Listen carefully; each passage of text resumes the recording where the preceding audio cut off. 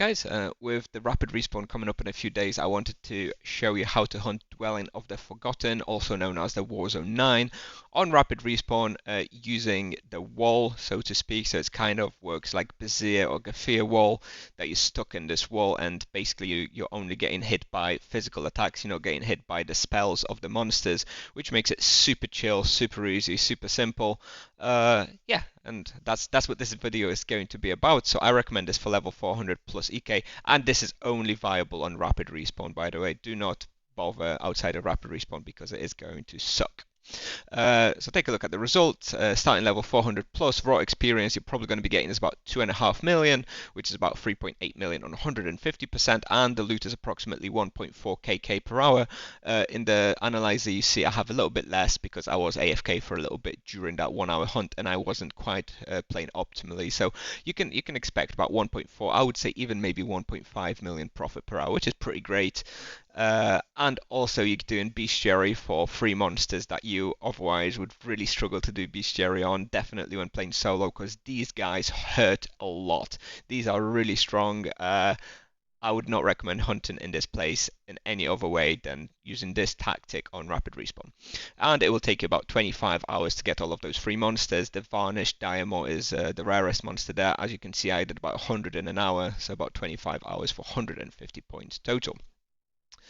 So let's take a look what you need. Requirements, I say level 400 plus, and you'll also need to progress a Too Hot to Handle quest and get minimum of the shield level 3. It doesn't take too long. I would actually recommend getting a bit more than that because shield level 3 doesn't let you to hunt in that ground for too long. It'll give you the access, but I think you'll only be able to hunt for like maybe an hour at most, which is not that great. You probably want to be able to hunt for a little bit longer, and you will need a fire weapon because all of these monsters are weak to fire. With recommended imbuements, everything just standard. You don't need anything special. I wouldn't recommend any defensive imbuement because this spot is pretty easy, to be honest. Nevertheless, prioritize physical protection followed by some ice and holy protection if you can fit it in. The supplies I used in my 1 hour was about 2,000 strong mana potions, maybe bring about 2,500, and about 50 supreme health potions per hour as well. You're only using the supreme health potions when you pull in the monsters to you because then you're taking a lot more damage than when you're just standing in the wall. Charms, I don't think you need anything. This is basically just a charm place.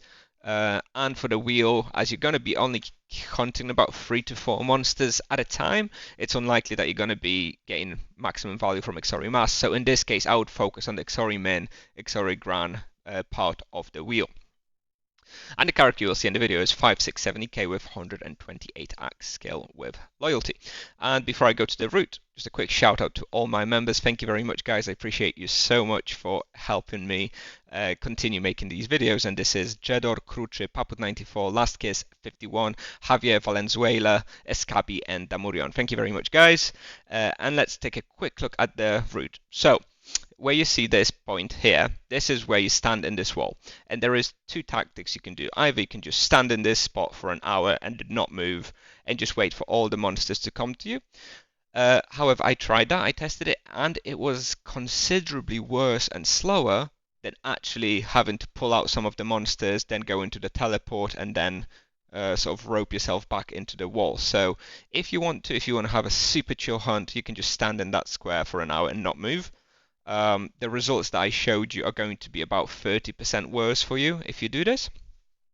But if you want to make a little bit more experience, then basically after you kill the monsters in this square, you kind of want to pull. Sometimes you want to pull from there, sometimes you want to pull from there, and sometimes you want to pull from there, basically alternating to make sure you pull the monsters, because otherwise the respawn, even on rapid respawn, is a little bit too slow. This does mean that when you pull them into sort of this section, you will need to go into the teleport. That will take you one level lower, and then you just need to rope yourself up and you're back in this square. So you will see at the start of the video that I play how this works. Basically you need to use teleport, then you go rope yourself up and you end up in that wall, and you just don't move when you rope yourself up, and you're basically not taking any damage from the monsters other than the physical ones. So it's pretty cool. It's it's one of only 3 spots like this that I know of in the whole game. The other two being Bazir and Gefir Wall, which work like this. So yeah, if you want the bestiary on this place, it's pretty fun and also pretty great profit. So thanks for watching, and I hope you enjoy the rapid respawn, and I'll see you in the next video. Bye bye.